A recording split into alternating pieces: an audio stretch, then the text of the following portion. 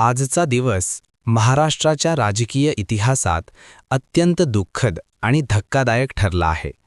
महाराष्ट्र राज्याचे उपमुख्यमंत्री अजित पवार यांचे आज सकाळी विमान अपघातात दुर्दैवी निधन झाल्याची अधिकृत माहिती समोर आली असून या घटनेमुळे संपूर्ण राज्यावर शोककळा पसरली आहे. राजकारणातील मित्र-शत्रू, समर्थक-विरोधक असा भेद विसरून सर्व स्तरांतून शोकभावना व्यक्त केल्या जात आहेत. उपमुख्यमंत्री अजित पवार यांच्या आकस्मिक निधनाने महाराष्ट्राने एक अनुभवी, आक्रमक आणि निर्णयक्षम नेता गमावला आहे.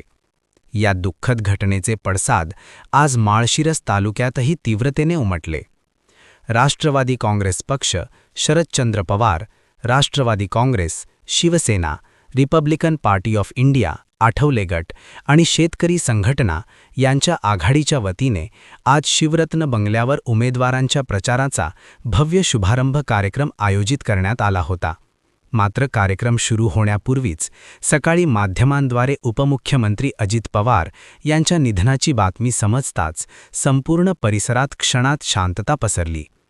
आनंद, उत्साह आणि प्रचाराच्या घोषणा थांबल्या आणि नियोजित प्रचार सभा शोकसभेत परिवर्तित झाली.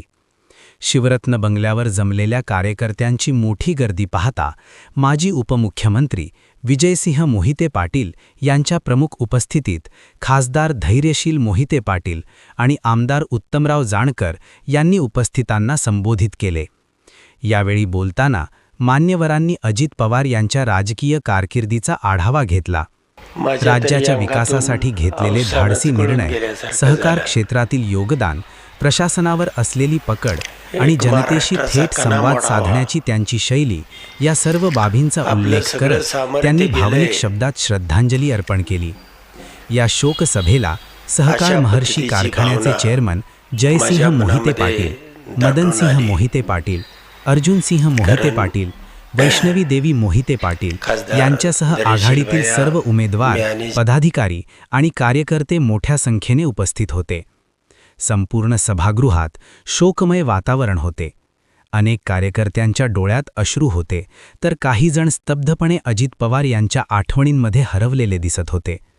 उपमुख्यमंत्री अजित पवार यांचे निधन ही केवळ एका नेत्याची हानी नसून महाराष्ट्राच्या राजकारणासाठी ती मोठी पोकळी असल्याची भावना यावेळी व्यक्त करण्यात आली.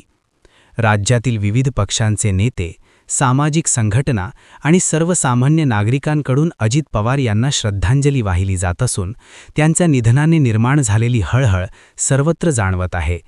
या दुःखद घटनेवर राज्यभरातून येणाऱ्या प्रतिक्रिया, नेत्यांचे व्हिडिओ संदेश आणि पुढील घडामोडींचे अपडेट्स आम्ही आपल्यापर्यंत पोहोचवत राहू.